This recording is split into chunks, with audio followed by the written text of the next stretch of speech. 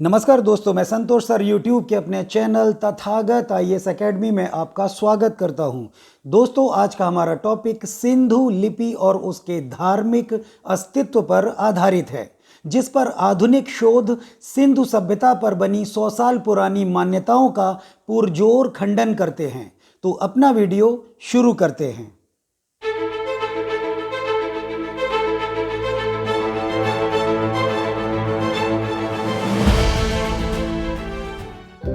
भारतीय उपमहाद्वीप में विश्व की सबसे प्राचीनतम सभ्यताओं में से एक सिंधु सभ्यता के अस्तित्व के प्रमाण मिलते हैं। अभी तक इस अनजान सभ्यता के बारे में इतिहासकार एक मत नहीं हो पाए हैं। इस सभ्यता से जुड़े वर्तमान भौगोलिक नाम आधुनिक हैं, जैसे सिंधु सभ्यता, हड़प्पा सभ्यता, मोहनजोदड़ो सभ्यता। कोई नहीं जानता कि हजारों साल पहले इस सभ्यता का वास्तविक नाम क्या था, प्रमुख नगरों को किन नामों से जाना जाता था, या फिर ये लोग किस भाषा को बोलते थे, किस लिपि का प्रयोग करते थे और किस धर्म, संस्कृति और मान्यताओं के पोषक थे। लेकिन आधुनिक शोधों से अब इसकी कई गुत्थियां सुलझाई जा रही हैं। समय समय पर कुछ विद्वान सिंधु भाषा और लिपि को पढ़ने और उसकी कुंजी खोज लेने का दावा करते रहे हैं। प्राप्त साक्ष्यों के आधार पर वे अपना मत प्रकट करते हैं। अभी हाल ही में गौंड आदिवासी विद्वान डॉक्टर MC कंगाले ने सिंधु लिपि को पढ़ने का दावा किया है। कंगाले का कहना है कि सिंधु लिपि गोंडी भाषा की तरह ही चित्रलिपि है। इसी आधार पर उन्होंने सिंधु लिपि के चित्रों का अर्थ भी निकाला है। वे कहते हैं कि उन्होंने गोंडी चित्रों के आधार पर सिंधु लिपि को पढ़ने की कोशिश की है और इसमें उन्हें सफलता भी प्राप्त हुई है। डॉक्टर कंगाले के अनुसार सिंधु सभ्यता से कुल 402 शैल चित्र प्राप्त हुए हैं। गोंडी चित्रों से उनका मिलान करने पर जब उन्हें पढ़ा गया तो उनका कुछ ना कुछ अर्थ निकला। अपनी इस सफलता को सभी लोगों तक पहुंचाने के लिए उन्होंने सैंधवी लिपि का गोंडी में उद्वचन नामक ग्रंथ लिखा। वहीं सर ग्रियर्सन ने 7 खंडों में लिखी अपनी पुस्तक भारतीय भाषाई सर्वेक्षण में लिखा है कि तमिल, तेलुगु, मलयालम और कन्नड़ भाषा की जननी गोंडी भाषा ही है। प्रसिद्ध भाषाविद सुधांशु राय का कहना है कि सिंधु लिपि ही अनेक भारतीय भाषाओं की जननी है। इस क्रम में वे सिंधु लिपि के अक्षरों को ब्राह्मी लिपि के काफी करीब मानते हैं। इसके बाद वे तमिल, गुजराती तथा देवनागरी, बंगाली और सुमेरियन लिपि के साथ भी उसका तुलनात्मक अध्ययन करते हैं।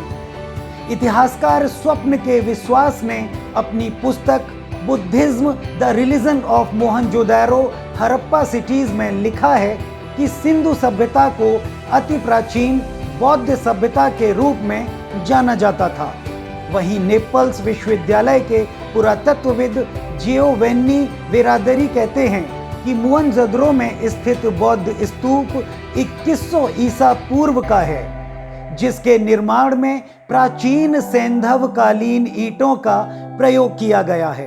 यहाँ बौद्ध भिक्षुओं के स्नान के लिए वृहद स्नानागार और निवास के लिए आवासीय परिसर बनवाए गए थे। वे आगे कहते हैं कि इन सब साक्ष्यों के आधार पर हम कह सकते हैं कि सिंधु सभ्यता बौद्ध सभ्यता थी और यह खोज सिंधु सभ्यता से जुड़े उन विद्वानों पर दबाव बनाती है कि वे सिंधु सभ्यता के लोगों की धार्मिक और राजनीतिक पृष्ठभूमि पर पुनर्विचार करें। वहीं डॉक्टर वेरार्दी की आधुनिक खोज पर जर्मनी के आचेन विश्वविद्यालय की प्रोफेसर मिशेल जेन्सन ने भी अपनी पूर्ण सहमति प्रदान की है। उन्होंने वर्षों तक मोहनजोदड़ो में रहकर अनेक साक्ष्य जुटाए थे जो बौद्ध सभ्यता की तरफ इशारा करते हैं। इतिहासकार श्रीपाल सैनी ने अपनी पुस्तक भारतीय मूल निवासियों का इतिहास में लिखा है कि सैंधव सभ्यता प्राचीन बौद्ध सभ्यता थी। इस सभ्यता के निर्माता द्रविड़ भाषी थे। उनका कहना है कि मोहनजोदड़ो के अतिरिक्त राखीगढ़ी में भी 7 बौद्ध स्तूप मिले हैं, जिसके साथ ही सैंधव सभ्यता के अवशेष भी प्राप्त हुए हैं। प्रसिद्ध भाषाविद डॉक्टर राजेंद्र प्रसाद सिंह का मानना है कि सिंधु घाटी की सभ्यता ऑस्ट्रो द्रविड़ों की सभ्यता है।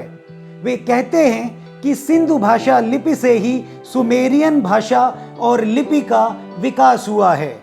सिंधु सभ्यता के अनेक प्रतीक चिन्ह बौद्ध प्रतीकों से तारतम्यता रखते हैं। वे कहते हैं कि 28 बुद्धों में से चौथे दीपंकर बुद्ध सिंधुकालीन थे, जिनका बोधि वृक्ष पीपल ही था। वही चीनी यात्री फाहियान ने भी अपने यात्रा वृत्तांत में लिखा है कि उसने सिंधु क्षेत्र नगार में दीपंकर बुद्ध को पुष्पार्पण किए थे। ये सभी आधुनिक अन्वेषण तथ्य यह बताने के लिए पर्याप्त हैं कि सिंधु सभ्यता एक बौद्ध सभ्यता थी, जिसकी भाषा लिपि से ही ब्राह्मी और गोंडी लिपि का विकास हुआ है। ऐसी ही रोचक जानकारियों के लिए आप हमसे जुड़े रहें और हमारे चैनल को सब्सक्राइब कर लें। तो आज की वीडियो में सिर्फ इतना ही। मिलते हैं फिर किसी नए टॉपिक के साथ।